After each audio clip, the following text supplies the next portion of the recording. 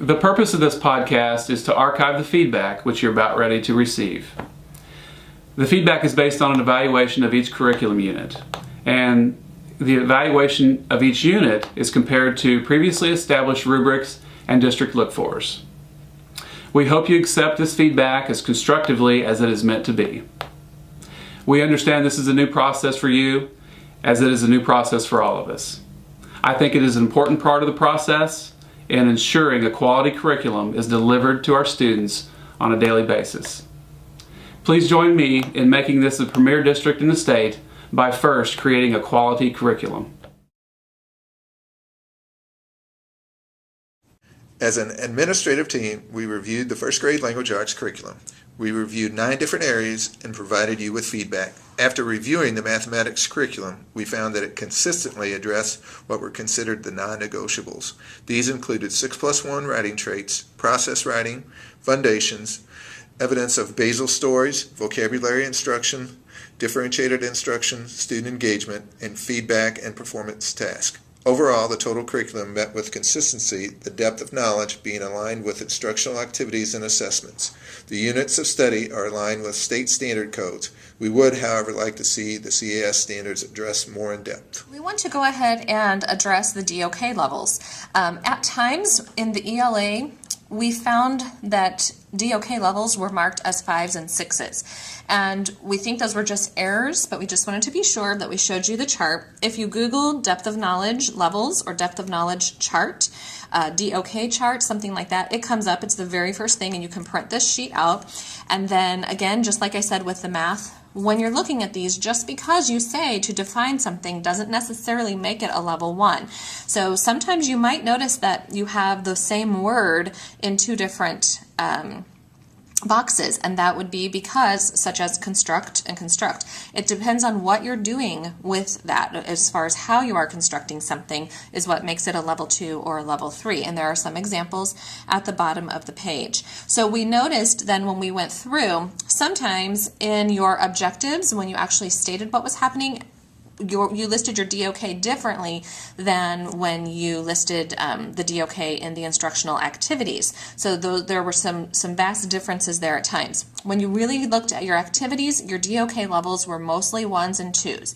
And so we want to see you getting some of those 3s and even sometimes those 4s, like in your performance events or maybe your extended time activities like your research projects, your writing projects, things like that. You probably are going to have some level 4s. Now, we also want to share with you the process that we use to go through and evaluate your units. So we did one of these sheets or packets on each unit. So we had 6 of those that we went through. Now, the first thing that we had to do is over here we have reading standards for literature, first grade, and then we have our informational text, and then we go on to writing, language, speaking, and listening, and so forth. The first thing we did was we checked to see that which standard was addressed. And so you can see, obviously, we don't have all of the standards addressed in every single unit, and that's okay. We just want to make sure that all of the standards are addressed at some point during the school year. Unfortunately, what we found was that there were several standards that were not addressed at all according to your sheets. Now, again, we assume that some things are ongoing, but it didn't state that. So we do want to share with you the list of instructional objectives that were not addressed at all. The next thing that we did was we went through here. This is level and intensity, high, medium, and low. Okay, so when we looked at that objective, we then had to put an X either in high, medium, or low, depending on how intense we felt that activity was. Sometimes we marked that it might be a low level of intensity. That could perhaps be because we didn't quite understand what the activity was. You might look at that activity knowing what you're going to be doing. You might look at that and go, oh my goodness, they said it was low, but it's actually medium or high. That could just be because we needed more explanation about what that activity was. The next thing we did was we wanted to make sure that your DOK was marked. The next thing was we went through here and we had to check to see if all of the various types of writing were addressed. So you can see that in Unit 1, there was no writing addressed in that unit. It does refer to informational writing, extended and then short, opinion or argumentative writing, extended or short, narrative, extended or short. So we were looking for those three types of writings, and obviously whether or not they were an extended project or a short project. And what we found in this particular unit was we could not find one. At times, it did refer to the writing assessment that we use, the common assessment that we all use, the prompts. It would just say picture prompt. And so, but we didn't know what picture prompt that was for that month, if it was informational or opinion or narrative. So if you think you look at it and you say, well, it says writing right here, it says picture prompt. Well, we just need a more explanation to be able to mark that. The next thing that we looked at was whether or not the students were engaged in research during the course of that unit.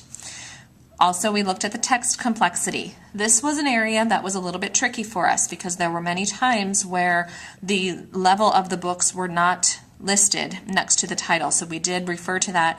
We made that note to please put those levels of those books so that we can see the variety. Some units had it and others did not. The other thing was academic vocabulary listed in the unit. And I believe overall, all of your units had that academic vocabulary listed and referred to the Marzano's steps. As far as formative assessments, most of the time your units had formative and summative assessments, but it did not always refer to those formative assessments. Also, it asked about technology in 3 different ways. The technology was used in the unit where a student is creating the project, or it is used by the student as a tool, or the technology is used by the teacher to instruct the learning. So at times, you referred to SMART notebook that you were using or the SMART Exchange. So we assume then, without seeing those individual lessons, that is teacher using that technology to instruct, and therefore that's why we marked that column. Using technology as a tool would be something like reading eggs or something like that the students are going to be using on their own individually. And then obviously students creating a project is kind of self-explanatory. The last section that we looked at is that research is conducted in that unit. So we were to write if it was ER, extended, or extended research, or SR if it was short research. So in this particular one, we had short research because they were student interviews that were being conducted.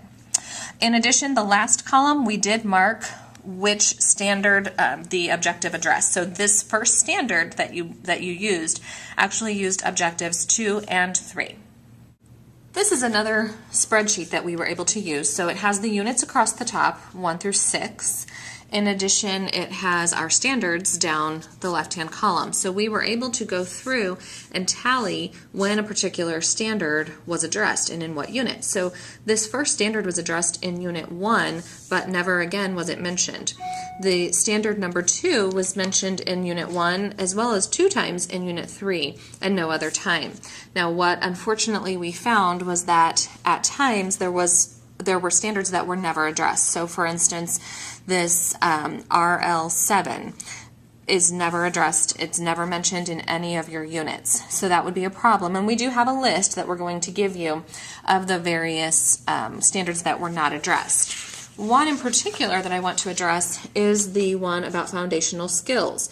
Now my assumption is that those skills are addressed. These are all things that would be addressed in foundations. So your print concepts, your phonological awareness, those are things that would be addressed, as well as word recognition and fluency. That is all covered under foundations. So as you'll notice, there are no tally marks in any of your units for that area. So we just want to make sure that we refer to foundations within each unit so that someone knows to pull that unit out. If I were a first-year teacher and I picked up your unit, it does not refer to foundations at all, and I would need to know to look at that and which units to be doing at any particular time. In addition, we want to be sure that in certain ones, this one in particular, speaking and listening, it has A, B, and C. We want to make sure that all 3 of those have been addressed. In that particular standard, we only see it addressed in Unit 2, and even at that point, not sure if it is A, B, and C, or if it is just one of those. This page, for example, shows that A is not circled and C is not circled. So those 2 were not addressed. B, E, F, and so on are circled, and therefore they were addressed. If you look to the side, we do have tallies that show where those particular ones were addressed. So you would need to go back in and look at the language standard 1A and 1C and see where that fits in. I'm sure that it goes someplace. I'm sure that it's been addressed. It's just not labeled as such. We're not going to go through all units with you. There is variation between units 1 and 6, but we did write in specific feedback on each unit. We just wanted to walk through one with you at this time. In your unit description, again, make sure that you're addressing these things within your measurable goals, or if there's something in your measurable goal that can be added to the course description, please make sure to add those. Our strategies for meeting the needs of all learners, just like we addressed during the mathematical portion of it, what are specific strategies that we have that we know work within our building, within our district, that we could put into this section?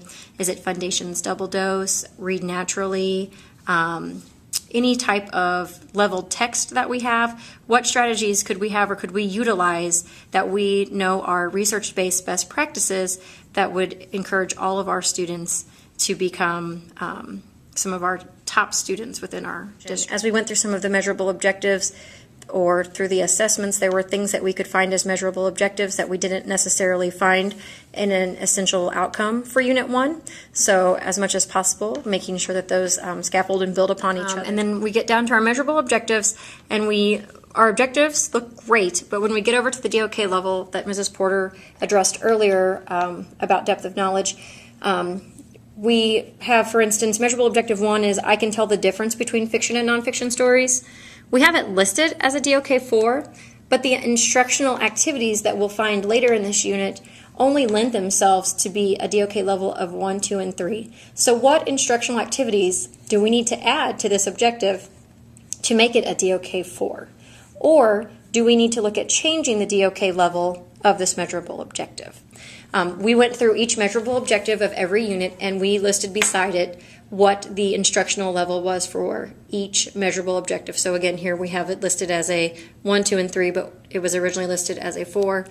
This one's listed as a 1, but yet we have a 1 and a 2 when we get to instructional activities. Some typos within the wording of the unit, so just to double check the grammar and the CAS codes and standards that are listed. We also had some measurable objectives in multiple units. In this case, the measurable objective is 10, 11, and 12. And as we looked for our instructional activities, how we were going to be able to meet these measurable objectives, there were no instructional activities for those objectives. So if we have a measurable objective, we need to have an activity for each objective that we have listed. Now, it may be measurable objective 10 may also be met through the activity that we do in instructional activity number 1 for objective 1, and that's completely fine, but we need to be able to spell it out exactly what activities are we going to do to meet these measurable objectives. Come to the assessment portion, and we just made a note at the top. You're going to talk about researching here in a little bit. You'll have rules and laws narratives based on rules and law research. We don't have research as an objective to be addressed, so therefore we cannot say that the research is fully being addressed because it's not listed as an instructional activity with enough detail for us to know exactly what you're asking each teacher across the district to be able to do. Formative assessments, you have an ELO checklist, which on our ELO checklist, we need to know, same as in math, which of these formative assessments, what measurable objectives are these assessments measuring? The ELO checklist may assess all the objectives. It may not. Same with the reading A to Z benchmark passage and the Venn diagram. So which objective, is there an assessment for each objective that we have listed?